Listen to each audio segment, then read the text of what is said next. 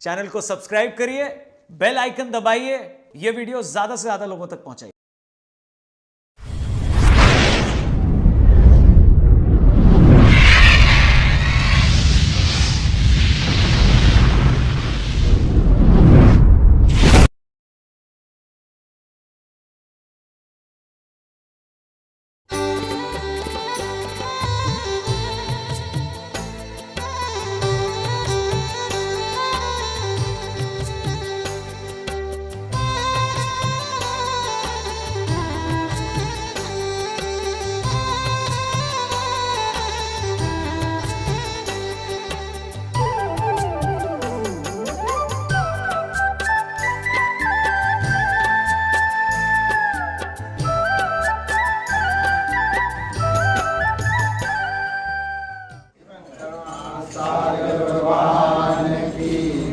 महान तपस्वी रघुराम महाराज की जय, कैवल धाम की जय, अविचलदास महाराज की जय, श्री अविचलदास महाराज की जय।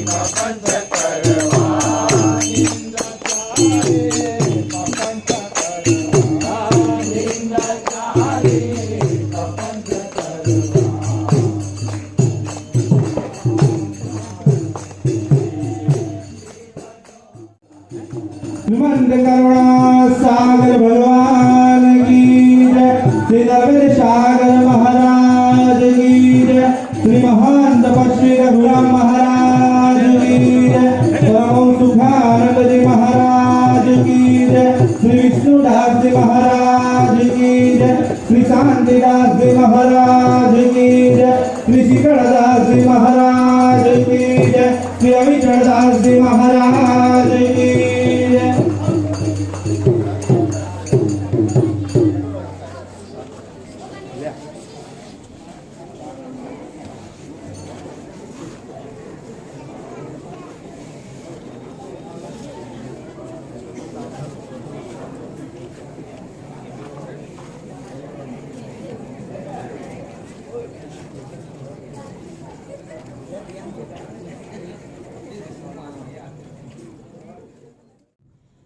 करुणा सागर भगवान की जय, महान तपस्वी रघुराम महाराज कैवल धाम की जय। गुरु ब्रह्मा गुरु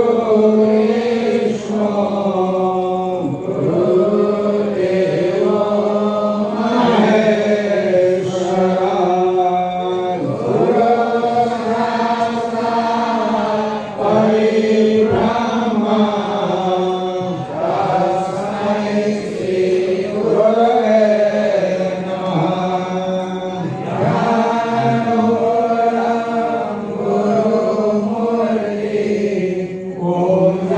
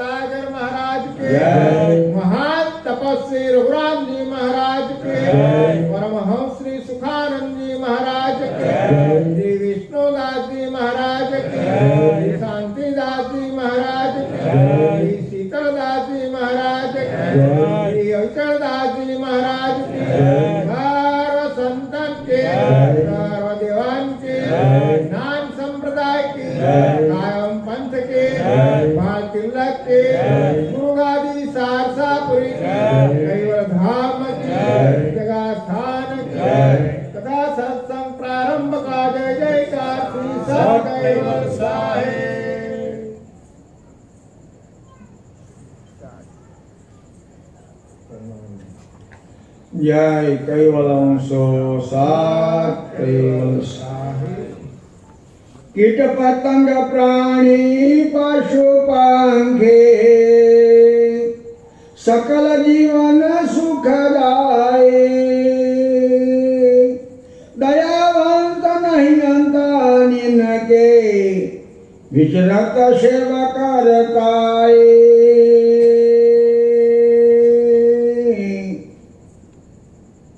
परम आनंद कंद विश्वार्चयिता जगत नियंता सकर्ता सत कैवलना महार सजान जान स्वरूप ने अनंत न्याय द्वारा प्रत्यक्ष प्रमाण की प्रतिपादन करावी आपनार परम श्रेष्ठ परम विशेष विश्वना तारणहार अनंत विभूषित सर्वज्ञ दिव्य परम गुरु भगवान करुणा सागर आपण सर्वने ज्ञान बोध उपदेश करता અલૌકિક અમૃતમય વાણી દ્વારા સ્વરચિત વિશ્વબોચોસરા ગ્રંથના ચોથા અંગના ત્રીજા ચોસરામાં કહે છે, કીટ પતંગ પ્રાણી પશુ પક્ષી સકલ જીવન સુખદાયી. ઉપસ્થિત પ્રેમ ભક્તજન, કુવેર સંવત 247 વર્ષોથી ચાલી આવતી પરંપરા પ્રમાણે મહાન તપસ્વીની તપોભૂમિ ઉમરા ગામે આજે મહોલ્લાની બીજા દિવસની કથા. મહોલ્લાનું નામ નવોદેવિયાવાડ મહોલ્લો. સજ્જના કથાનો વિષય તે હરિજન દાસ ભક્તજન સેવક શરણ સહેતો આ ચાલ્યા છે. ગઈકાલે આપણે થોડી સુંદર વાત સાંભળી કે જેને પ્રભુની પ્રાપ્તિ કરવી છે, જેને સંસારમાંથી ફારગતી મેળવવી છે, એવા પ્રભુના લાડીલા ભક્તો સમદ્રષ્ટિથી દુનિયામાં વિચરતા હોય છે. કદાચ સમદ્રષ્ટિને બીજા શબ્દમાં કહીએ તો આત્મવત સર્વભૂતેષુ. એમની આ ભાવના હોય છે કે બધા જ ભૂત એટલે ઘાટમાં આત્માઓ અંશો એક જ પિતાની પ્રજા છે. અને એ ન્યાય વિચારીએ તો ઘાટ ગમે તેનો હોય, પણ એમાં જે ચૈતન્ય અંશ છે તે આપણો આત્મબંધુ ગણાય. આ હરિભક્તોની અંતરની ભાવનાની વાત કરે છે. આજે સુંદર વાત કરે છે. કીટ પતંગ પ્રાણી પશુ પક્ષી સકલ જીવન સુખદાયી. આવા પ્રભુના લાડીલા હરિજન કે ભક્તે વિશ્વ નિયંતાની બનાવેલી આ સૃષ્ટિ, એમાં ગમે તે ગાંઠ હોય, કીટ. તમે કીટ કોને કહો છો? તમે કીટ કોને કહો છો? જાણું જીવડું એને કીટ ના કહેવાય. જે પેટે ચાલે ને એને કીટ કહેવાય. હાફ ઘણો લાંબો હોય પણ એની ગણતરી કીટમાં આવે. વિચારો તો ખરા, એક દોડતો સાપ અને તમારા 3 ફૂટ લાંબા ટોટિયા, શું તમે હાફને પહોંચી વળો? એ કયા પગે ભાગતો હશે? કેવી કૈવલની ખૂબી! પગ તો છે જ નહીં, અને એ તો સરળ રીતે ભાગે કે તમે ના પહોંચી વળો. અકળ કળા કળેના કોઈ જનતા, વિશ્વના નિયંતાની આ કળા આપણે સમજીએ તો એ જ વાલો જાણે, અને કદાચ એને કળા કહો તો દિવ્ય પરમ ગુરુ જાણે. નહીં તો દુનિયામાં તમે મૂકે ચવલ્લો સુધી એ વાલાની અકળ કળાને આપણે ન જાણીએ. એટલે જે પગે પેટે ચાલે એને કીટ કહેવાય. કીટ પ્રાણી. પ્રાણીમાં તો આપણે આવીએ. હા, પાછું સુંદર માનવ ગાત છે, પ્રાણીમાં તો આપણે આવીએ. માનવ પ્રાણી કહીએ છીએ. શું કે માનવ પ્રાણી? બીજા બધા પ્રાણીમાં તો આવે. એટલે કીટ પ્રાણી પશુ પક્ષી 4 પગે ચાલે શું કહીએ? પશુ. અને ઉડે એને પક્ષી. કેવી કળા, કેવી કળા! તમે બે પખો બનાવીને ઉડાડે, અહીંથી મંદિરથી ગયા પેલો ટોટિયા ના ભાગી જાય. પ્રભુએ તો પક્ષીની સુંદર વાત લખી છે. ભગવાન કરુણા સાગરે પક્ષીની સુંદર વાત લખી છે કે જે પક્ષીમાં આકાશ તત્વના 9 ભાગ છે. બાપજી ગ્રંથોમાં લખી છે. જેનામાં આકાશ તત્વના 9 ભાગ છે, એવા કેટલાક પક્ષી સદૈવ આકાશમાં જ રહે છે. આકાશમાં જ રહે છે. આપણામાં પૃથ્વી તત્વના 6 ભાગ છે. એટલે પૃથ્વી છોડીને જઈ શકીએ નહીં. અને આ સ્થાવર જાતિમાં પૃથ્વી તત્વના 9 ભાગ છે એટલે હેડે નહીં તો ચોટી રહે. જ્યારે જે પેલા પક્ષીની હું વાત કરું છું, જેનામાં આકાશ તત્વના 9 ભાગ છે, અને પ્રભુએ તો નામ પણ ગ્રંથમાં લખ્યા, અનલ હંસ ને આદમ હંસ એવા નામ લખ્યા. બે સુંદર વાત સમજાઈ કે આ પક્ષી આકાશમાં ઘીરે ત્યારે શિકાર માટે પૃથ્વી ઉપર ઝાપટ મારે, બેહે તો નહીં તો ઝાપટ મારે, બે પોખમાં બે હાથી ગાલીને નાહી જાય, બે પોખોમાં બે હાથી ગાલીને જતું રહે. તમે એક તો જોયું હશે કે મરઘી એના બચ્ચા લઈને ફરતી હોય અને ગારે સિંચાણું બધું લઈ જાય, એ તો તમે તમારી વખતે જોયું હશે. પણ એ તો પાછી બીજા ડાળુ પર બેસીને એને ભોજન કરે. પેલું મરઘીનું બચ્ચું એ કોઈ મકાન પર કોઈ ડાળુ પર બેસીને ભોજન કરે, એનો ખોરાક છે. તો પણ આ તો એક પક્ષી એની બે પાંખમાં બે હાથી ગાલીને ઉડી જાય, નીચે આવે જ નહીં. કઈ ઘેર ખાતું હશે? હાથી જેટલું વજનદાર પ્રાણી ક્યાં બેસીને ખાતું હશે આ પક્ષી? ખરેખર થોડોક વિજ્ઞાનનો એની સાથે સંબંધ જોડો. વિજ્ઞાનનો એક નિયમ છે કે કોઈ પણ વસ્તુ બે ગ્રહની વસ્તી આવે ને એનું વજન રહેતું નથી. આ વિજ્ઞાનનો નિયમ છે. બે ગ્રહની વચ્ચે કોઈ વસ્તુ આવી જાય તો એનું વજન રહે, એટલે એવી કોઈ જગ્યાએ જતું રહેશે, ખાતું હશે. એટલે મૂળ માળો કહેવાનો કે પક્ષીઓમાં હવે પક્ષી છે, નાના નાના ફરે એ પક્ષી છે. એટલે પ્રભુ કહે છે કીટ પતંગ પ્રાણી પશુ પક્ષી સકલ જીવન સુખદાયી, કોઈને દુઃખ ના દે. કોણ? વાલાનો જે હરિભક્ત હોય, સેવક હોય, એ કોઈને દુઃખ ના દે. આપણે તો દાડામાં એક વખત કૂતરાને પથ્થરો ના મારીએ તો દાડો ના જાય, કૂતરાને પથ્થરો ના મારીએ દાડો ના જાય, પાડોશીને ગાર ના પડીએ તો દાડો ના જાય. ભગવાન જોડે માનવ હુંપા ઘડ્યો હશે એને. હે, મને તો એવું લાગે છે કે કૈવલ કરતા છેલ્લો માણસને ગળીને હાથ ધોઈ નાખ્યા. અમારે કશું નહીં ગળવું. ક્યાં? મેં મને ગળ્યો, એ મને ગળવાનો આવે છે. કૈવલ વિચારે છે મેં મને ગળ્યો, એ મને ગળશે. તાશા દુનિયામાં જે સગુણ ભગવાનો છે કોણે ગળ્યા? કહો. માણસ જ ગળ્યા ને. સગુણ ભગવાનો છે, માણસ જ ગળ્યા છે. એટલે કહેવાની મતલબ કે સકલ જીવ સુખદાયી, બધાને સુખદાયી છે. કારણ એ દરેકની આત્મભાવે જુએ છે. કોણ? પ્રભુનો હરિભગત, હરિજન, સેવક. આપણે ભગત છીએ? ભગત તો આપણે એમાં જવું પડે.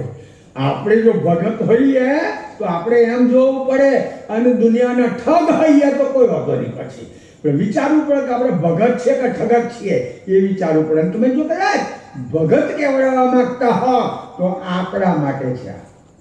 આ પ્રભુએ જે લખ્યું એ આપણા માટે કહે છે સકલ જીવન સુખદાયી, બધા જીવન સુખદાયી. અને દરેક જીવન માટે આત્મવાદથી જુએ છે. કારણ સજ્જના થોડોક દાખલો આપો. આપણે સકળતા સિદ્ધાંતથી થોડું સમજીએ છીએ કે આ શરીરનો સંચાલક, જેને કરુણા સાગરે અંશ લખ્યો છે, ભાગવત આત્મા કહે છે ને પુરાણો જીવ કહે છે. નિયમ પ્રમાણે કદાચ નામ હશે, પણ બાપજી એને અંશ લખ્યો છે. આ આપણો ચૈતન્ય અંશ પિંડમાં ક્યાં રહે છે? કાલે 15 કથામાં થોડુંક તો કહ્યું હતું કે પિંડ બ્રહ્માંડની સંધિમાં રહે છે. આપણે એની વ્યાખ્યા નહીં કરવાની. ચૈતન્ય શરીરમાં વ્યાપક નથી એટલું લખી રાખવાનું. ચૈતન્ય વ્યાપક નથી તો સકર્તાપતિ પણ વ્યાપક નથી. સકર્તાપતિ એના તખત ઉપર છે, એની ચેતના વ્યાપક છે. ચૈતન્ય પિંડ બ્રહ્માંડની સંધિમાં બિરાજેલો છે અને એની ચેતના પિંડમાં વ્યાપક છે. હવે આપણને કોઈ કોણતો ભોંકે, કોઈ સળગતો અગ્નિ અડાડે, કોઈ ચૂંટણી ખડે, કોઈ ચક્કુ મારે તો વેદના થાય કે ના થાય? વેદના થાય ને. તો હું તમને પ્રશ્ન કરું, આ વેદના કોને થઈ? ચપ્પુ વાગ્યો, દેવતાળ કાઢી, ટોકણી મારી, આ વેદના કોને થઈ? આપણે કહીએ કે ભાઈ ચૈતન્ય વેદના થઈ. ના, ગીતાજીનો એક શ્લોક આવે છે, નૈનમ છેદ શસ્ત્રાણી નૈનમ દહતી પાવક. વાત સાચી છે. આ ચૈતન્ય હથિયાર કાપી શકતું નથી, જળ પલાળી શકતું નથી, પવન સૂકવી શકતો નથી, અકલેદમ છે. તો આ વેદના કોને થઈ? તો પછી તો કહેવું પડે શરીરને થાય. તમે કેટલાયને લઈને ભૂતનાથ ગયા હશો. દેવતા હળગાયા પછી કશું બોલ્યું તું? જેને હળગાયો એ દેવતા બાપા મરી ગયો, ઓ બાપા ગજાઈ ગયો, એવું કશું બોલ્યો તો એ ના, એની વેદના થતી નથી, ચૈતન્ય થતી નથી. તો આ વેદના થઈ કોને? સજ્જના, ગાઢ સંયુક્ત ચૈતન્ય અંશની સાથે જોડાયેલો છે, એની વેદના થાય છે. એકલા ઘાટની વેદના ના થાય અને એકલા અંશને કોઈ વ્યાધિ કે વેદના થાય નહીં, પણ સંયુક્ત છે. અને શું કહેવાય જાણો છો? હિરણ્ય ગર્ભ સંકટ. આ શરીર સાથે ચૈતન્ય છે, એની હિરણ્ય ગર્ભ સંકટ છે. અને હિરણ્ય ગર્ભ સંકટનું બંધન મહાકારણ દેહ સુધી છે. ખાલી સ્થૂળમાં નહીં, સ્થૂળમાં છે સૂક્ષ્મ કારણ ને મહાકારણ. આ 4 દેહ સુધી હિરણ્ય ગર્ભ સંકટનું બંધન છે. એટલે સંયુક્ત છે એટલે વેદના થાય છે. હવે આપણોને જેમ કશી વેદના થાય એની અસર કોને થાય? ચૈતન્ય. ચૂંટણી કરી, ચપ્પુ વાગ્યું, કઈ ભોંકાયું, ચૈતન્ય અસર થાય. એ રીતે આ વૈરાગ જેમાં અનંત બ્રહ્માંડ આવે છે, એ વૈરાગ વિશ્વ નિયંતાનું વૈરાગ સ્વરૂપ છે. બાપજી ગ્રંથોમાં લખ્યું છે. તમે કોઈ પણ ઘાટને, કોઈ પણ પ્રાણીને, કોઈ પણ પક્ષીને કશીક વેદના કરો તો પેલાનું વૈરાગ સ્વરૂપ છે ને, એટલે એને અસર થાય, એને અસર થાય. ખરેખર આ હિરણ્ય ગર્ભ સંકટ આપણને સતાવતું હોય છે. પ્રભુના સિદ્ધાંત પ્રમાણે જે માતાના ગર્ભનું હિરણ્ય ગર્ભ સર્જે ને, એ બાપજીની માન્યતામાં કે સકળતા સિદ્ધાંતમાં નથી. સકળતા સિદ્ધાંતની તો માન્યતા એવી છે કે આ ચૈતન ગર્ભમાં આવતો જ નથી. જે આ માના ગર્ભ સંકટની વાત કરીએ એમાં ચૈતન આવતો જ નથી. એના માટે તો એવું લખ્યું કે જન્મ્યા પછી આવે ને મરતા પહેલા જાય. ઘાટના જન્મ્યા પછી આવે અને મરતા પહેલા જાય, એવી વાત લખી. થોડી થિયરી બાપજીએ બતાવીએ છે, વિશ્વમાં બતાવી ને સત્સંગમાં બતાવી છે કે જન્મ્યા પછી આવે. કદાચ પેલું તો સમજી લેવાય કે ભાઈ મરતા પહેલા જાય, પણ જન્મ્યા પછી આવે તો લોકો એવું કહે છે, વિજ્ઞાન એવું કહે છે, મેડિકલ એવું કહે છે કે માના ગર્ભાશય પેલો ઘાટ હાલે ચાલે, આમ તેમ થાય, બધું એ સાથી કરે. પ્રભુએ સુંદર ખુલાસો કર્યો છે ન્યાયથી કે આ ઘાટ બંધાય, એક બિંદુમાંથી ઘાટ પેદા થાય, એમાં પિતાનો અંકુર છે, બુંદ છે, ને માની રજ છે. એટલે કે ને રજબુંદનો ઘાટ એવું નહીં કહેતા, આ રજબુંદનો ઘાટ કહેવાય છે. એટલે પિતાનું બુંદ છે અને માની રજ છે. થોડો ખ્યાલ આવે. અત્યારે કદાચ ઘણી જગ્યાએ કોર્ટોમાં ઝઘડા ચાલે, આમ થાય તેમ થાય, પેલી આ છોકરો તારો છે તે મારો નહીં એમ કે ડોક્ટરે કે સાબિત થાય ને કે આ છોકરો કોનો છે. કોઈ ડોક્ટરની એવી તાકાત ખરી કે આમ કોની માં કોણ છે? ના, નહીં નક્કી થાય. અરે તમારા ઘરમાં કોથરામાં ઘઉં છે એમ કહેશો કે આ બાલિયા ઘઉં છે, પણ કયા ખેતરમાં પાક એમ કહેવાના છે? ના, તો ખેતર છે. પેલા જે ઘઉં ઘઉં પાક એમ કહો કે ટુકડી છે કે સરબતી છે કે બાલિયા છે એવું કહી શકો છો, પણ કોઈ ગેરંટી આપે કે આ ખેતરમાં પાકેલા છે? તો આ તો ખેતર છે. એટલે બુંદના ગુણથી પેલાના બ્લડ ઉપરથી નક્કી થાય. કહેવાની મતલબ રજબુંદથી આ બંધાયેલો ઘાટ છે. બાકી લખ્યું છે એક બુંદથી બાંધો જાણે ઘાટ. હવે આ જે ઘાટ માના ગર્ભાશયમાં બંધાય છે. વિશ્વ બ્રહ્માંડ નાયક સત્સંગના નાયક તમને ખ્યાલ આપો કે એ ઘાટ મોઢેથી પોસાતો નથી. ધ્યાન રાખજો, માના ઉદરમાં જે ઘાટ છે મોઢેથી પોસાતો નથી. માનવ ઉદરમાં જે ઘાટ બંધાય છે એ ઘાટની નાભી એક નાડ હોય છે અને નાડની એકતા માતાની નાભી સાથે હોય છે. આ તો થિયરી છે ભાઈ, આ કઈ આખી ઉડાડે એવું ગપ્પો નહીં, થિયરી છે આ તો. અને નાડ દ્વારા પેલો ઘાટ પોસાય છે. દરેકના ઘાટોની અવધિ ઓછી વધતી હોય છે. કોઈ 2 મહિનામાં તૈયાર થાય, કોઈ 4 મહિનામાં તૈયાર થાય. ગઈ સાલ કે આગલી સાલ ના કહેવું જોઈએ પણ કહું, અમારા પંચમહાલના એક સંસદ સભ્ય છે પ્રભાતસિંહ મુછોવાળા, મારો પ્રોગ્રામ હોય તો આવે ટોપી ભાગી એટલું હાથે જ આવે તો ટિકિટ નહીં આવી. એની બહુ કાલોલમાંથી ઊભી રહી હતી. આવો હામો પડે તો પ્રભાતસિંહ એની માએ 9 મહિના પેટમાં રાખે તો મારી હોમ આવે. બહુ કહેતી હતી આ કાલોલમાં પેપરમાં તમે કદાચ વાંચ્યું હશે. કહેવાની મતલબ કે દરેકના માટે ગર્ભમાં રહેવાના પીરિયડ ઓછા વધતા હોય છે. ઘણા પ્રાણીઓને તો 15 મહિના હોય છે. આ ઘોડાઓમાં જરા આપણા કરતા પીરિયડ વધારે હોય છે. હવે એ ઘાટ બુંદમાંથી મોટો થાય, પોસાય, મોટો થાય, પરિપક્વ ઘાટ થઈ ગયો. એમાં કશું પોખાવાનું અવયવ પોખાઈ ગયા, અંદર જે કઈ નસો પોખાવાની પોસાઈ ગઈ, બધા ચક્રો પોસાઈ ગયા, પરિપક્વ થાય. તમને ખ્યાલ આપું તો સિઝન છે અત્યારે, બાપ કેરીઓ લાગે, જોજો લેવા જવા નહીં કહેતો, જેવા બે હવારે ઉપડે બાપ કેરીઓ લાગે. એ કેરી ઉપર પાકી જાય એને શું કહેવાય જાણો છો? હાક. હાક શબ્દ બાપજી છપ્પા ગ્રંથમાં લખ્યો છે, ફરી કાઢજો. હાક શબ્દ બાપજીએ છપ્પા ગ્રંથમાં લખ્યો છે. કરુણા સાગર છપ્પા, વિજ્ઞાન સક્રમણી છપ્પામાં લખ્યો છે. એને હાક કહેવાય. પવન હોય કે ના હોય, તૂટી નીચે પડે ને એટલે હાક. એમાં કારણ કે પૂરેપૂરા તત્વો ગોટલો એમાં એ ગોટલામાં એવો ગુણ આવ્યો છે કે એને રોકો તો પાછો બીજો આંબો થાય.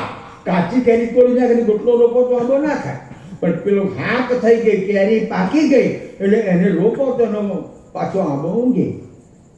હવે તૂટે, એના દીઠથી પેલી કેરી તૂટે એટલે આ ડાળ પેલું ડાળ, આ ડાળ પેલું કરતી નીચે આવે ને.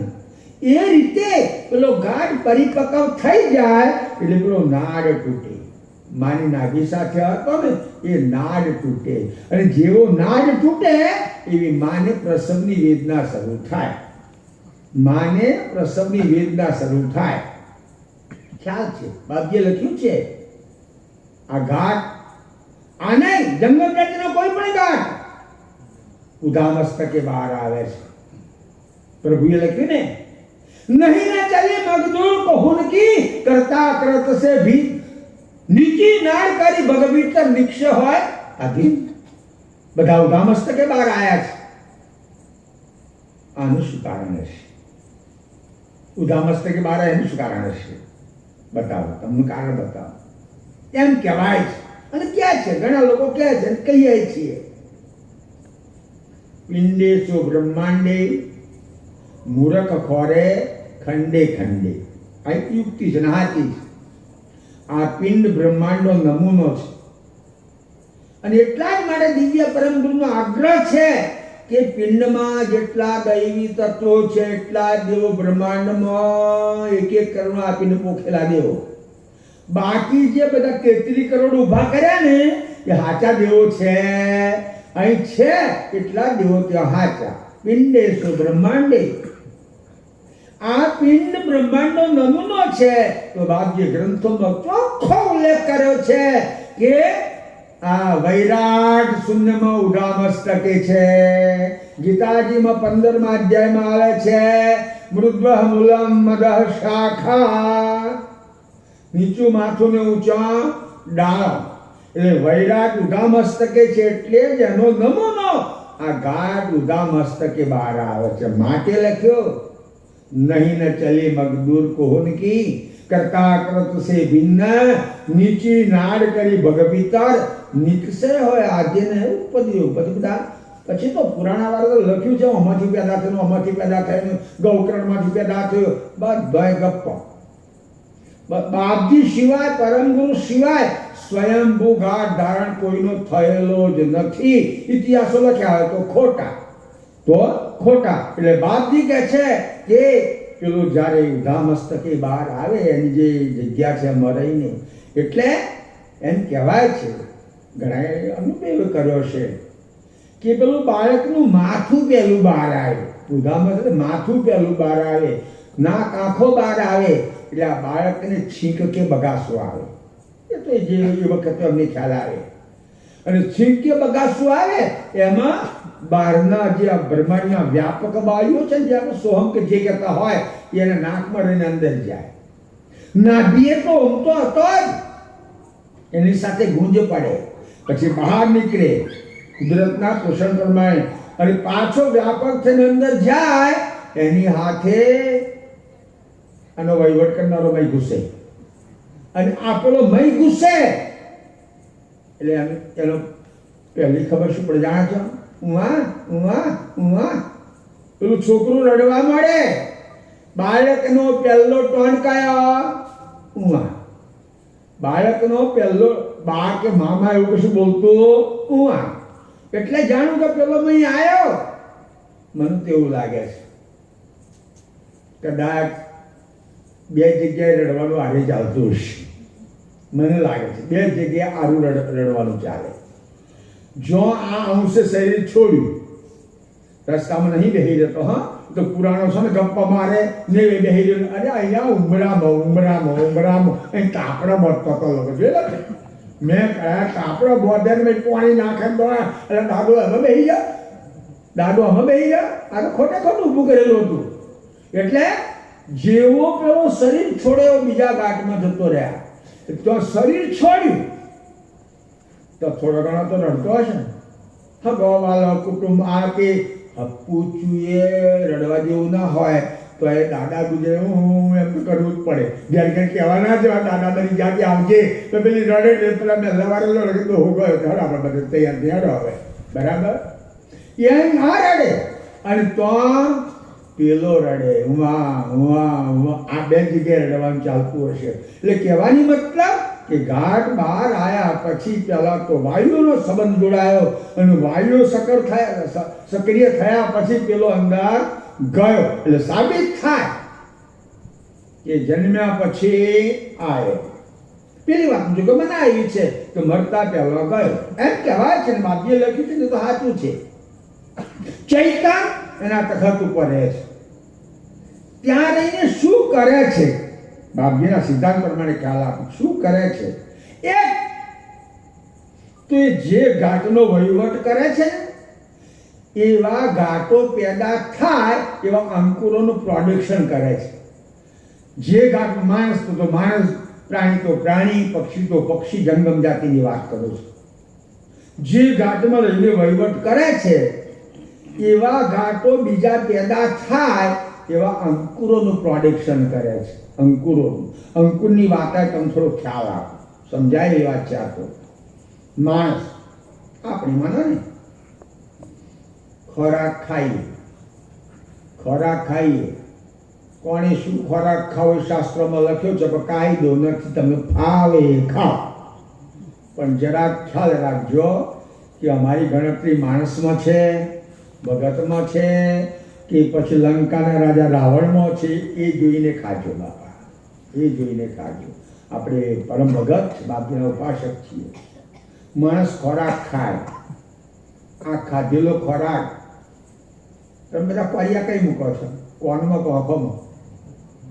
ચાડામાં. ચાડું છે, ચાડું અગ્નિમાં વન ચાડું, એમાં તમે કોરિયા મૂકો. આ અનનળી એ સળવો છે. સળવાને સમજો છો? કઈ યજ્ઞ થાય તો જોવા જજો ને, પેલો બમણો સર્વો ચાલીને ઊભો છે, પેલો સ્વાહા સ્વાહા આમ પેલા યજ્ઞમાં ઓમાય. એમ તો યજ્ઞનો નિયમ છે કે યજ્ઞના મધ્ય ઓમાય તો એ આહુતિ પહોંચે. અહીંયા નિયમ જ છે કે પિંડની મધ્ય નાભી, જેને આપણે શું કહીએ? હોજરી. આપણે હોજરી કહીએ છીએ. અને આ હોજરી એક વેદી છે. વેદી જેમ પેલા યજ્ઞમાં બ્રાહ્મણો વેદી બનાવે છે ને, ત્યાં હોજરી એક વેદી છે અને એની વચ્ચે હોમાવું જોઈએ. હવે પેલા મેં એવું સાંભળ્યું, રામાયણમાં આ વાત આવે છે કે પહેલાના ઋષિઓ યજ્ઞો કરતા હતા નહીં, પછી રાક્ષસો ભંગ કરતા હતા. તે ઋષિઓ પાછા રામ લક્ષ્મણને લઈ આવ્યા અને યજ્ઞનું રખવાડું કર્યું, રાક્ષસોને માર્યા, અને આ બધી વાત રામાયણમાં આવે છે. એટલે યજ્ઞમાં ઋષિઓ આવી આહુતિ હોમે, બીજું કંઈક સારા ઝાડ હાથે હોમે, પણ અગ્નિને ભસ્ટ કરવા માટે એમાં રાક્ષસો દારૂ નાખી જાય, માંસ નાખી જાય. એવું તો આપણે નહીં કરતા. તો પછી આ યજ્ઞ ના કહેવાય. જો એ કદાચ પોટલીમાં, માફ કરજો તો પીઠાય, પોટલીમાં જાય, આવું જાય તો એને યજ્ઞ ના કહેવાય. તો રાક્ષસની આહુતિ, તમે તમારા ભગતો છો, તમને નહીં કહેતો, પણ એ રાક્ષસની આહુતિ કહેવાય. એટલે આને વેદીને વેદી બનાવો. વેદી કૈવલની બનાવેલી છે અને એમાં એવી આહુતિ નાખો કે કૈવલ સાથે આહુતિ પોકી જાય. છપ્પામાં પહેલા ને બીજા છપ્પામાં જ આવે છે, એસો ભોજન પાય કે. એટલે અંદર આ આહુતિઓ મોકે છે કે આ વેદી છે. હવે તમે જે ખાધું, રાત્રે કશું ભલોયું તું નહીં? ભલોયું ના, આ કૈવલ મારો વાલો તમે ખાઈને હોઈ ગયા અને એને પચાવ્યું, એને ભલોયું. જુઓ તો ખરા, માણસ ખાઈને હોઈ જાય ને પચાવવાનું કામ એવો એ કરે. પચ્યું, હોજરીમાં ડાયજેશન થયું. કંકુર માટે વાત નીકળી ગઈ મારી. 3 રસ્તા પડે છે, 3 ફોટા પડે. એક પોઈન્ટ, એક કચરો ને એક મોખણ. અમારી બહેનો જે વલો ને, અહીં તો ચલો તમને ખ્યાલ, અમારી બહેનો વલો ને અમે આવું થાય. નીચે ખોદા, ઉપર સાસ ને ઉપર પછી થોડુંક મોખણ આવે. મોખણ આવે. જો દહીં બરાબર ના થયો તો ખોદા વધારે થાય. અહીંયા આ 3 વસ્તુ બની. જે ખરાબ પાણી હતો એ ઉરિયન દ્વારા નીકળી ગયું. ખરો કચરો હતો એ ગણપતિ દાદાએ ઓર્ડર કરીને કાઢ્યા. પણ જેનો વિત રહ્યો, એમાંથી જે સત્વ રહ્યું, એ ફિલ્ટર થતા બરાબર 30 દિવસ થાય એટલે એને સુંદર એક અંકુર બને. ફિલ્ટર થતા 30 દિવસે અંકુર બને. એ અંકુર કેવું હોય? આ જે ઘાટમાંથી અંકુર બન્યો એવો ઘાટ બીજો તૈયાર થાય. અને આની સુંદર સમજ તમને આપું. મેલમાં 30 દિવસે અંકુર તૈયાર થાય અને ફિમેલમાં 30 દિવસે અંકુર ગ્રહણ કરવાનો સમય આવે. આવ્યો ખ્યાલ? ફિમેલમાં એટલે માદામાં 30 દિવસે અંકુર ગ્રહણ કરવાનો કોઈ પ્રસંગ આવે. તમે એને એમસી કહેતા હોય, ઋતુ કહેતા હોય, જે કહેતા હોય તે. જો આ બે ભેગા થાય તો ગાંઠ બંધાય ને, નહીં તો ગાંઠ બંધાય નહીં. એટલે કહેવાની મતલબ કે પેલો ત્યાં બેઠો અંકુર બનાવે છે. વળી પાછું બાપજીએ તો લખ્યું કે આ અંકુર જે તૈયાર થાય એ બ્રહ્મરુદ્રનું જે સહસ્રદળ કમળ છે એમાં જમણી ને ડાબી પોખડીઓ પર બહુ બુદ્ધિથી ગોઠવાયો. એ કેવડો હશે? આ ચૈતન્ય કેવડો હશે? નહીં જોવા, નહીં જાળવા, દર્શનદર્શી હોય, પણ એની ક્રિયા તો જો. જમણી બાજુની પોખડીઓમાં એવો અંકુર ગોઠવે કે એમાંથી મેલ પેદા થાય, અને ડાબી બાજુની પોખડીઓમાં અંકુર ગોઠવે કે એમાંથી ફિમેલ એટલે દીકરી પેદા થાય. અને આ કામ એ કરે. સાથે સાથે બાપજીએ સુંદર વાત લખી છે કે તો બેઠો પાછો ચાસમી લે છે. ઇન્દ્રિયોની ચાસમી, અંતસ્કરને, ગુણને, એ બધી વાત બાપજી લખી છે. પછી અવ્યાકૃતને ઓહંગને સોહંગને ને એના ઉપર છલો આ ચાસમી લે, આનંદમાં રહે. ચાસમી લે આનંદમાં જ રહે. પણ બાપજીએ લખ્યું જો અટકે ચાસમી તન પર ધરત અભાવ. જો ચાસમી બંધ થઈ ગઈ બાપા, 2-4-5 ગાયો રાખતા હોય ને ગાય દૂધ આપતી બંધ થઈ જાય પછી એને બહુ પંપાર ના પેલી દોનારી હો કે પેલી દેતી હોય ને જ પંપારે, બોગડીને કોઈ પંપારે જ નહીં, કોઈ પંપારે નહીં. બરાબર.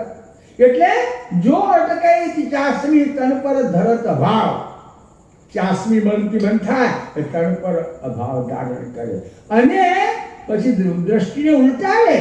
દ્રષ્ટિ ઉલટાવે એટલે વિખરી જાત તને થોક, આખું બધું વિખરી જાય. એટલે મેં તમને આ વાત આ મરણ માટે નહીં કરી, આગલી વાત જન્મ માટે નહીં કરી. અને એ રીતે એ દ્રષ્ટિ ઉલટાવી લે પછી શું થાય જાણો છો?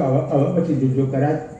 કોઈનો છેલ્લો ટાઈમ હોય, ઘણા બધા બેઠેલા હોય, પેલો દ્રષ્ટિ ઉલટાવી દે ને એટલે પછી પ્રણવ એક દંડીઓ થાય. લચકો મારી મને બહાર નીકળે, અંદર જાય નહીં. અને પ્રણવ એક દંડીઓ થાય બેઠેલા બધા ઊભા થઈ જાય, ઊભા થાય. કોઈ કે લેપી નાખો, લાકડો લઈ આવો, ફલાણો લઈ આવો, ઢીકણું લઈ આવો. હવે એમ કોઈ ના કે મહાવીર મળે છે. હવે કોઈ મહાવીર મળે જવું ના કે આમ કરો તેમ કરો, કારણ કે જજમેન્ટ આવી ગયો. પેલો ગયો, આ તો ઢોકળું પડ્યું, પેલો ગયો. એટલે કહેવાની મતલબ કે આ મરતા પહેલો જાય. એ ગયો તારે એક દંડીઓ થયો અને તાપે સરસ શાંત પડી ગયો. દયા બહુ સુંદર વાત કરે છે કે આ ચૈતન ઘાટમાં છે અને જેમ આપણને વેદના થાય એ જ રીતે કોઈ જીવતા ઘાટને આપણે આમ કરીએ તેમ કરીએ, એ બિચારું પાણીમાં મજા કરતું હોય ને ગળદાકડી કાઢી મારે. કેવું તફડે, કેવું તફડે, કેવું તફડે. તમને તો ખબર નહીં, આ તો મને ખબર છે કે કેવું તફડે. હે અરે બાપ, તમે જાણો છો આજની આખી કથા દયાના બીજિંગ ઉપર છે. બાપજી દયાના બીજિંગ ઉપર લખી છે. એટલે કહે છે કીટ પતંગ પ્રાણી પશુ પક્ષી સકલ જીવન સુખદાયી. મારો હરિભગત, મારો સેવક, હરિજન બધા જીવો માટે સુખદાયી હોય કે સુખદાયી કે છે. દયાવંત નહીં અંત અનિંદ કે એટલી દયા હોય, એનું હૃદય દયાથી સાગર સમાન સળકાતું હોય. તો જાણો છો ધર્મનું બેઝિંગ દયા ઉપર છે. આખી રામાયણ દયાના બીજ ઉપર રચાયેલી છે. શું લખ્યું ગોસ્વામીએ? દયા ધર્મ કો મૂળ હૈ, પાપ મૂળ અભિમાન, તુલસી દયાને છોડીએ જબલગ ઘટ में પ્રાણ. ધર્મનું મૂળ દયા છે અને પાપનું મૂળ હું. કંઈક જાગે ને હું એમ જાગ્યું એટલે મન કે ધીરે ધીરે ધીરે સ્ટોક વધવાનો. શાનો? પાપનો સ્ટોક. અને વળી સાપ તો એવી ઊભી કરે કે મારા જેવો પરમ ભગત જ કોઈ નથી, પણ અહમના લઈને એટલું વજન વધતું જાય કે ક્યારેક બુડે તો ખબર જ ના પડે.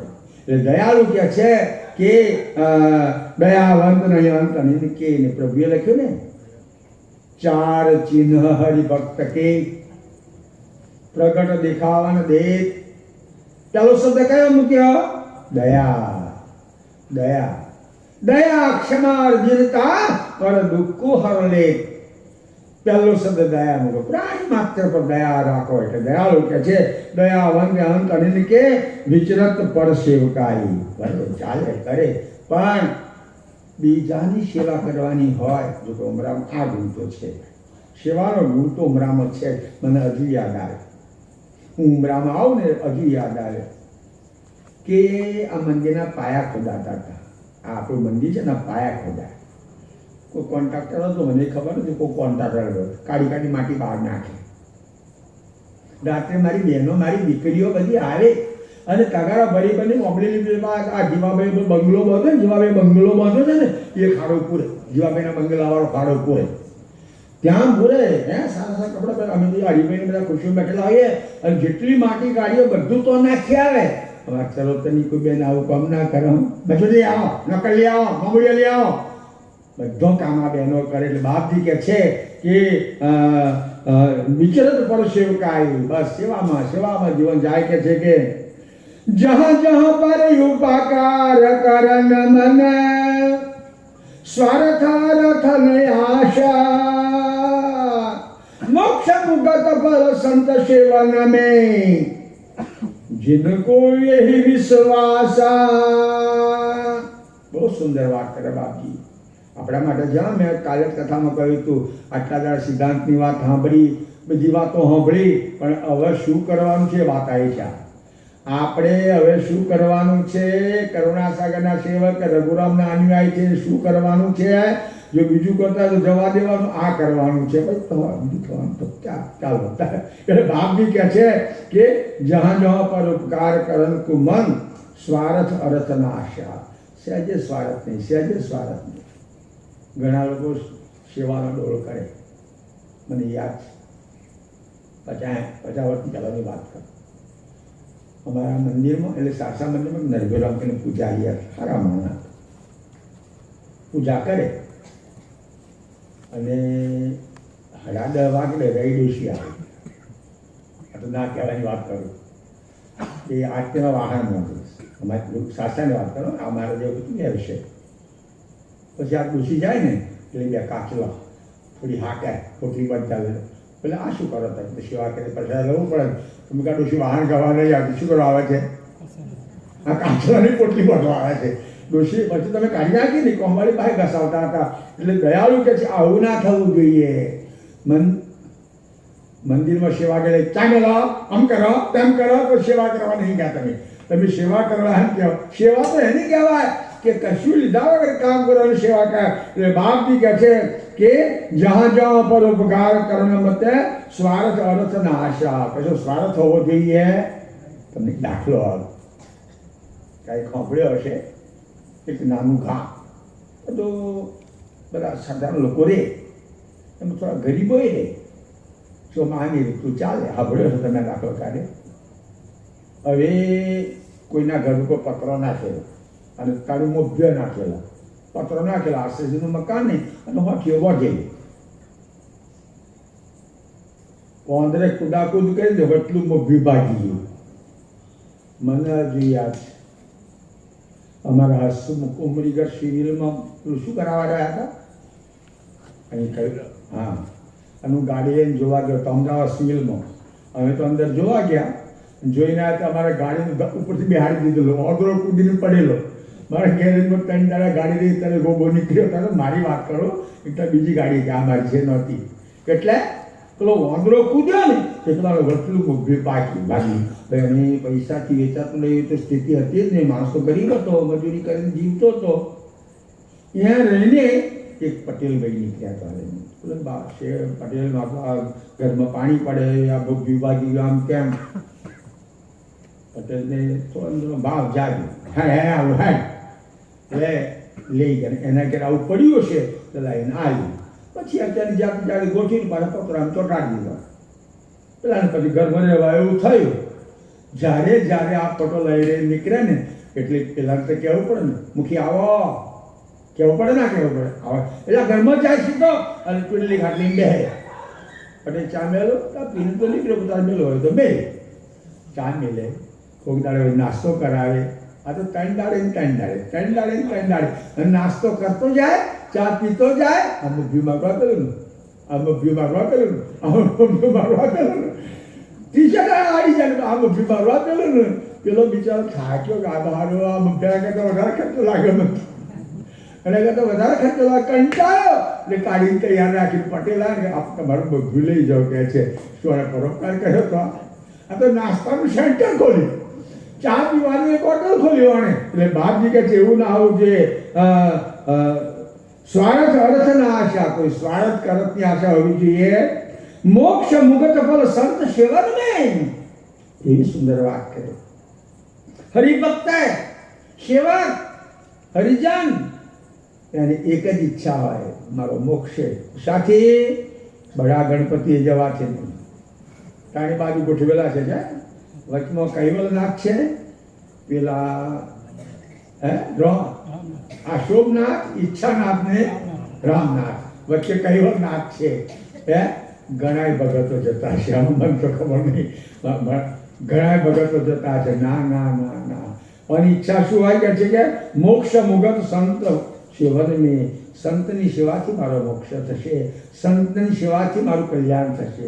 આ માધ્યમમાં જાઉં, આ દેવીમાં જાઉં, કઈ ફલાણા જાઉં, એ ભાવના એનામાં હોય જ નહીં. કારણ મેં કાલે કથામાં કહ્યું હતું કે ચૈતનદર્શી ઉપાસનાથી વાકેફ થયેલો છે, જળદર્શી ઉપાસના મેં મન લબ્ધાયેલો નથી. કે છે એક તને ત્યાગ કરણ લગે લઈ ન બવત પણ નેમું હરિગુરુ સંત વિના કોઈ કાલે और नहीं चितवेमो बास एक टेक.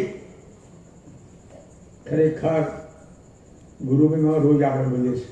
અમારા એક ગુરુમાં બહુ ફાસ્ટ બોલર આવ્યો હતો, મારી પાછળ ખબર નહીં કોણ હતું એ 5 મિનિટ ગુરુ મેં કરો થઈ ગયો તો આપણે બંધ થઈ ગયા હતા. આજની વાત જે હોય તે ખબર નહીં. હું પ્રદર્શન કરવા તો ગુરુ મેં ચાલતો હતો. દયાળુ કે છે કે એક ટેક તન ત્યાગ કરન લગન કહે છે કે લઈ ન ભવત પણ નેમું બસ એક ટેક. પરમ ગુરુ સર્વસ્વ છે.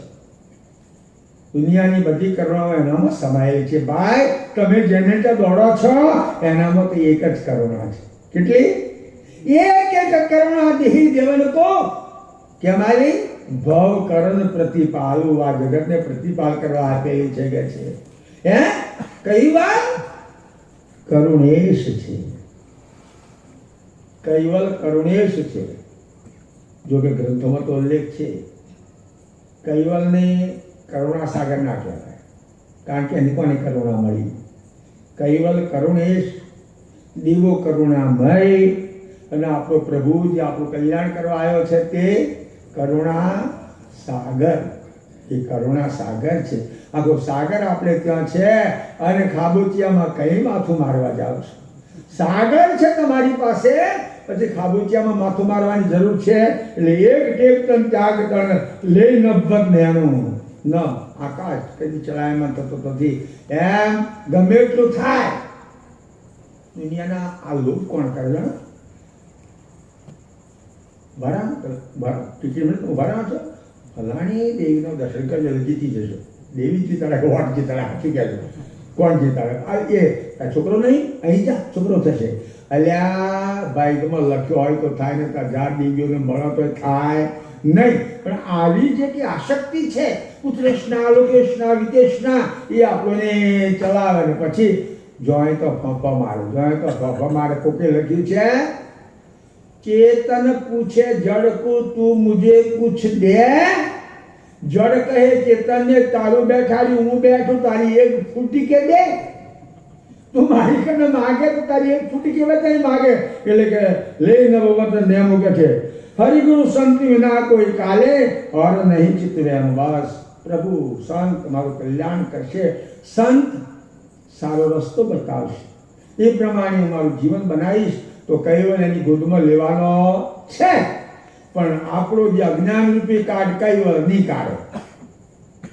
આપણો જે વિદ્યા રૂપી કાર્ડ છે કોઈ સારો સંત હશે તો એ શુદ્ધ બનાવે, અને શુદ્ધ બનાવ્યા પછી કૈવલ લે. કૈવલ ધામમાં ક્યારે જવાય? અંશ અનુકર્મી થયા વિના નિજ પદમાં મળે ના પ્રવેશ. બિલકુલ શુદ્ધ બનીએ તો કૈવલ ધામમાં જવાય. બાપજી કહે છે ઓર નહીં ચિતવ્યાનું રોમ રોમ રગ પ્રેમ રસ ભરિયા નિકશિક સર્વ સમેતો તે હરિજન નિજદાસ ભક્ત જન સેવક શરણ સહેતો. પ્રભુ સુંદર વાત કરે. રોમ રોમ રગ પ્રેમ રસ ભરિયા. રોમ એ રોમમાં પ્રેમ છે, આંખોમાં પ્રેમ, કાનમાં પ્રેમ, કોઈ ગાઢ પડો તો પ્રેમ. બસે બસે એ બસે. આપણે તો શું કહીએ? એટલો જવાબ પથ્થરથી. શું પરિણામ? સાચું કહેજો, શું પરિણામ આવે? હે અલ્યા કૂતરું બચકું પડે, દોડીને બચકું ભરાય? કૂતરે તમે બચકું પડી એને હાકી મેલાય, એને બચકું ભરાય, દોડમાં સુધા તમારી થાય. દયાળુ કે છે કે રોમ રોમ પ્રેમ રસ ભરિયા નિકશિક સકલ સમેતો. આખું અંગ બસ આનંદથી બનવાવે. આવા લક્ષણ હોય એને બાપજી કે છે તે હરિજન દાસ ભક્તજન સેવક શરણ સહેતુ. ભજન આનંદાય આનંદાય હો નિશા નિમસ ન ભૂલત નામો.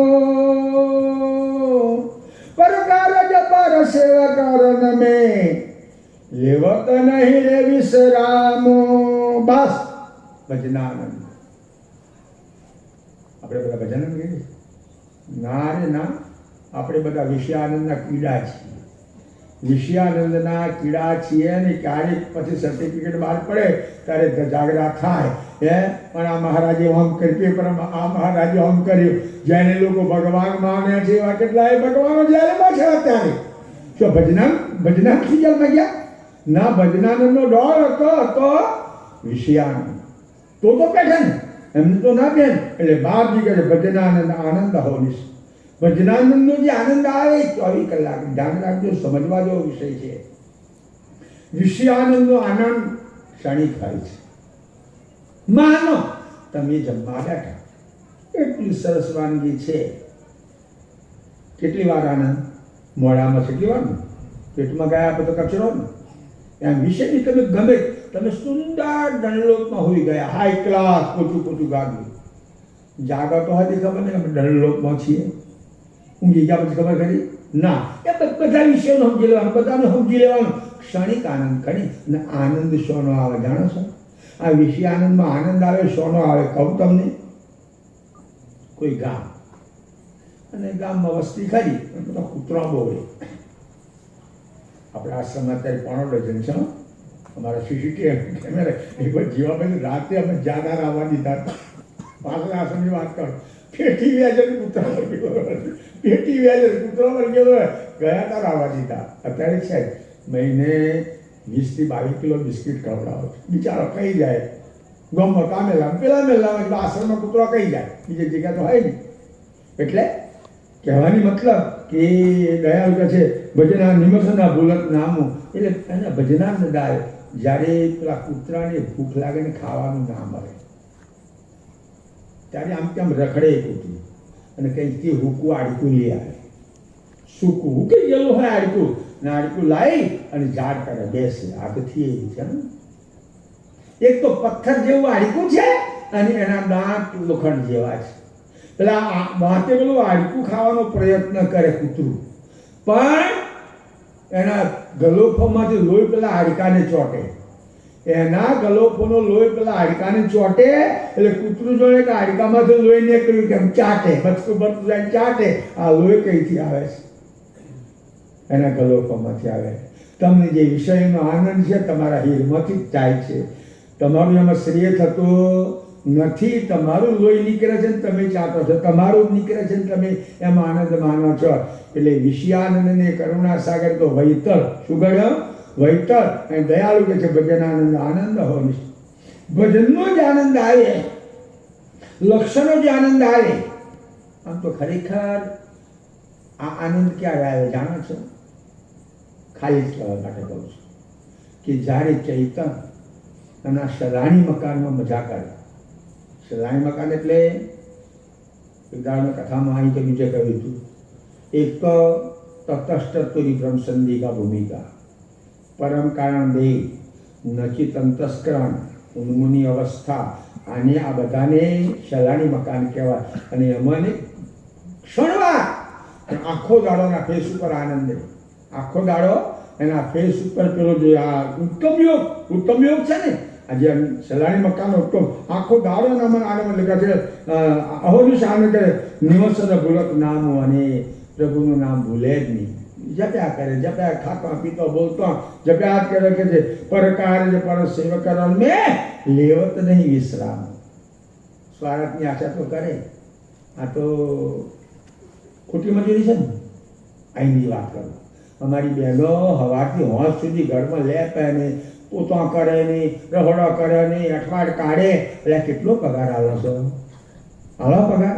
ના. તમે દોડાદોડ કરો તમારી ઘરવાળી તમને પગાર આલે? તમે શું કહેવાય? કામ કરીએ ને પગાર ના મળે તો વેઠ કહેવાય. શું કહેવાય? વેઠ જ કહેવાય. વેઠ જ કહેવાય.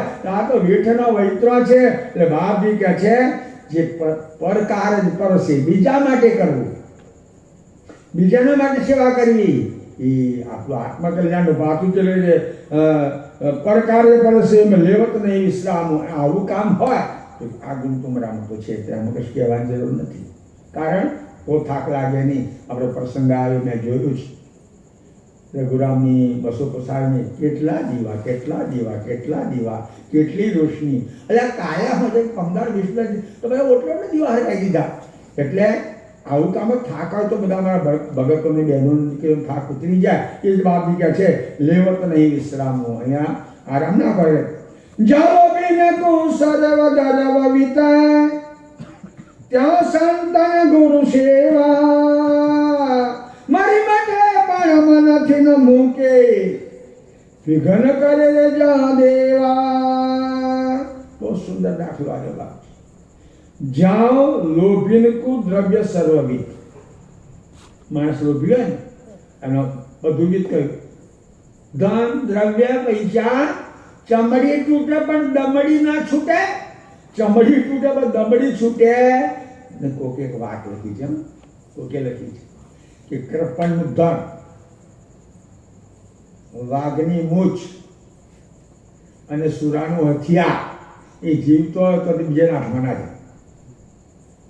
આ જીવતા હોય તો બીજા, હા વાઘ જીવતો છે ને મૂછને લઈ આવો તમે પાછા આવો ખરા ના. તો સુરો એનો હથિયાર થોડો ખ્યાલ આવે. સમરગઢમાં જ્યારે યુદ્ધ થયું પેલી શાહજાદી હાથ પકડી છે ને કે મારે આ કુંવર સાથે જ પરણવું છે. ત્યાં મોકલ્યું કે બાદશાહે તારી છોકરી સાથે મારી શાહજાદી પરણવા માંગે છે. પેલા ઠાકોરના છોકરાને કુંવર કહેવાય અને મિયાની છોકરી શું કહેવાય? શાહજાદી કહેવાય. હવે જરા હમણાંમાં કઈ વધારે આવે ગ્રંથમાં લખ્યું છે વાંચો તમે. પેલા રજપૂત ઠાકોરે શું કહ્યું? અરે મારી બધી ક્ષત્રિયાણીઓ વાઘડી છે ને તરકડાની ગંજા હું લઈ વાંચો છે ને શબ્દ છે ને ત્રકે ગ્રહો લગાઈ આ ચડાઈ કરી. જીવતો પકડવો તો પેલો કુંવર રાજકુંવર જીવતો પકડવો તો કારે શાહજાદીને નકા પડાવવા હતા. નાથમાં આવ્યો, નાથમાં આવ્યો, આંખમાં તો ના આવ્યો, માથું કાપી લીધો. બાપજીએ લખ્યું છે વિજ્ઞાન સકૃતમણીમાં મુએ સર નખીએ મિલાપો. માથું સામું મૂક્યું. આ તો આ બાપજી વિશ્વમાં અમારા છપ્પામાં લખ્યું છે માથું સામું મૂક્યું અને પેલી નક્કા પાડેલા આવે. નક્કા આપણા કરતા લગ્ન સારું હોય, સારું એ લગ્ન સારું. કશું કરવાની, ચોરી કરવાની નહીં, કશું કરવાની. રોટી પકાવું હા, ખડકી બંધ કરું તો હા, ખટિયા બિછાવુંગી હા, અને પછી પાછું મન મળ્યા કરે છૂટા તલા શું કેવું બોલું ચાલતો ખબર નહીં. એટલે અને નક્કા પડાય એમ કહેવાય. પેલા મસ્તકે મોય મિલાપ કર્યો નહીં. આખી અકડા જોડે બાપજી કહે છે કે જ્યાં લોભીને કો સર્વ દરવે, જ્યાં લોભીને સર્વસ્વ પૈસા છે, સુરાને પોતાની જે એ છે એટલે કહે છે કે ત્યાં સંતન ગુરુ સેવા. એમ અમારા હરિભક્તને સેવકને મારા સંતની સેવા, ગુરુની સેવા, રક્ષાભજનની સેવા કોઈ ભાગ ના પાડે. પહેલા પાડે કોઈ ભાગ? હે અમારી બહેનો કેટલી કારી મજૂરી કરી લાવતી હશે. મેં મને તો બહુ જોયેલું. અમારી બહેનો અહીંયા પહેલાં છે ને મને ખબર છે, હું આજે 50-48 વર્ષથી તો આવું છું. એ નદીમાંથી રેતી કાઢે, રેતી કાઢે અને ઘેર પૈસા લઈને આવે તો પેલો પોટલી પી જાય. પણ ભાઈ આ વલ્લભીઓ હાથ ચવાના તો પોટલી પીને જીવડાવો તો પડે ને, નહીં તો તમારી જાય તો પછી શણગાર જતો રહે. હે અત્યારે અમારી બહેનો કામ કરે છે, ઘરનું કામ કરે, આ કામ કરે, તેમ કરે, કોઈને ત્યાં બીજું કામ કરવા જાય. એટલે બાપજી કહે છે કે જેમાં આ કમાણી તો બધા વ્યક્તિ ખાઈ જાય ને. અમારી બહેનો કમાઈને લાવવાના અડધી ભૂખી હોઈ જાય અને પેલો પોટલી પીધા વગર રહે જ નહીં, પોટલી પીધા વગર રહે જ નહીં. જ્યારે એ કહે છે તમે જે સંતની સેવા કરો, લક્ષ્ય ભજન કરો, મંદિરમાં સેવા કરો, અવિભાજ્ય મિલકત છે, કોઈ ભાગ પાડે નહીં. આ આધ્યાત્મિક કમાણી અવિભાગ. જ્યાં સંતન ગુરુ સેવા મારી માટે પણ મનથી ને મૂકે વિઘન કરી જાઓ દેવા. બસ મારે સેવા કરવાની, મંદિરમાં જવાનું, બાપજીની સેવા કરવાની, સંત સેવા કરવાની અને કશું થવાનું એમ કશું થવાનું થા. એ તને ફલાણી જોગણી નડી, ફલાણો પીર નડ્યો, ફલાણી પાછળ પાછળ પાછળ સંતોષી માતીને જોઈ તમે ખબર નહીં પણ પાછળ હતી સંતોષી ફેંકી દીધી છે ખબર નહીં. હે આ નડી તે નડી ફલાણું નડ્યું કશું નડે ના. તમે એક જ વાત નક્કી રાખો કે દરેકને આના કર્મ સિવાય દેવી દેવતા ભૂત પ્રેત કશું નડતું નથી.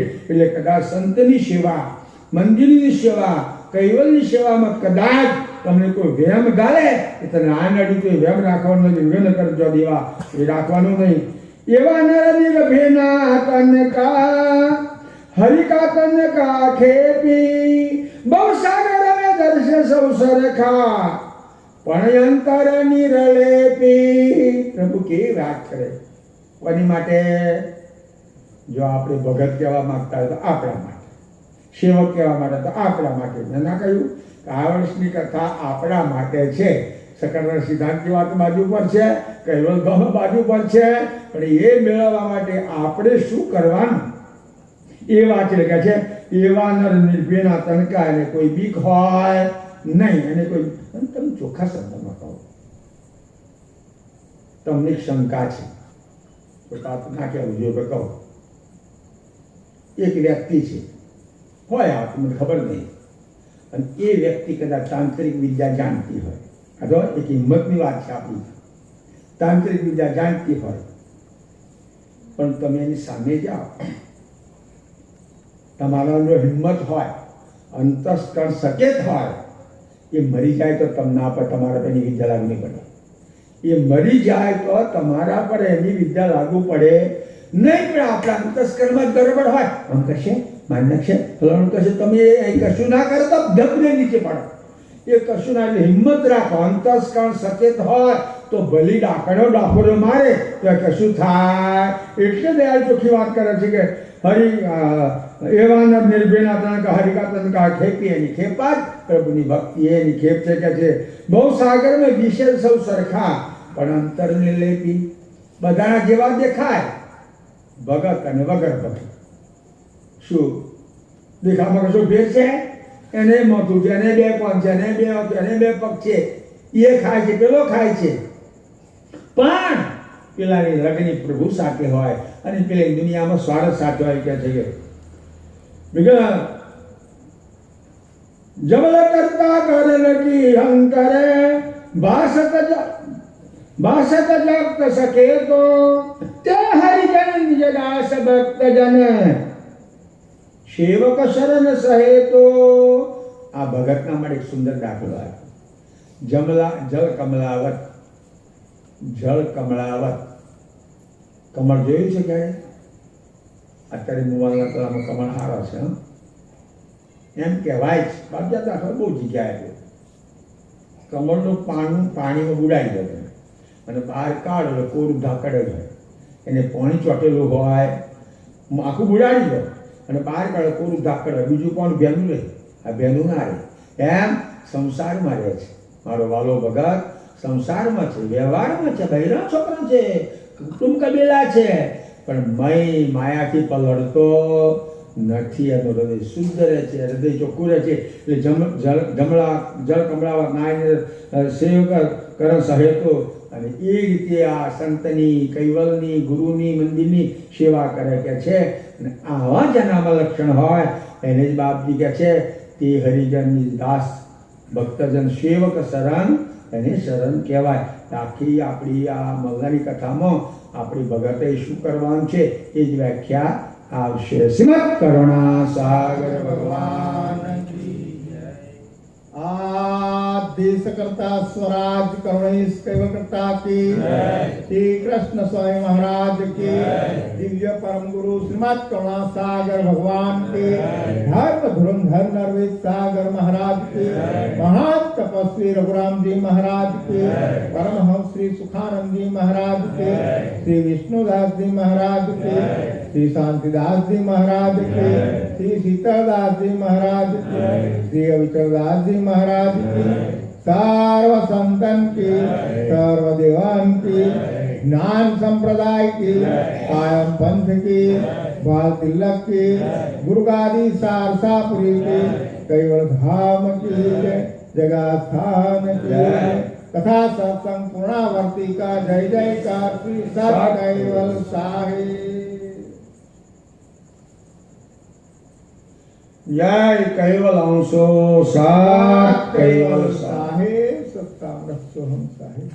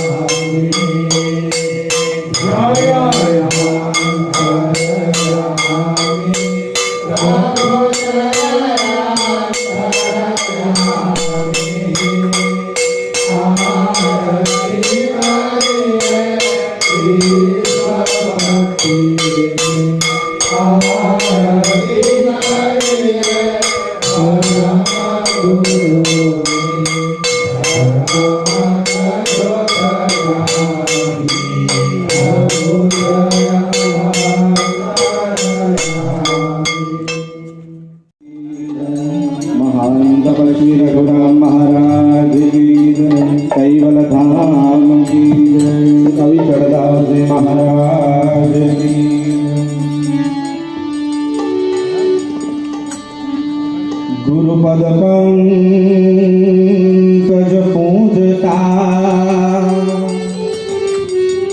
14 लोक पूजा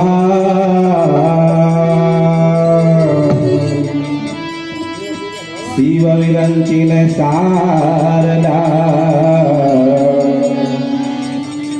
गुरुतणा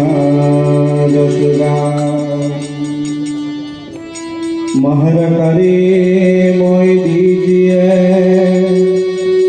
सेवा स्मरण धाम यश गावा अनुभव गति करो गति परम अविनाश जब निज पति करुणामय दयावंत दल है अपने ही अंश उदाहरण पथ यही पुरुष हुए गुरु जी ना नामनी हो मारा छे लोक गुरु जी ना नामनी हो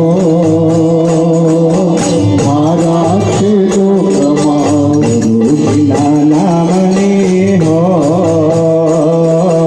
मारा छे लोक गुरु जी ना नामनी हो मारा छे लोक करुणा सागर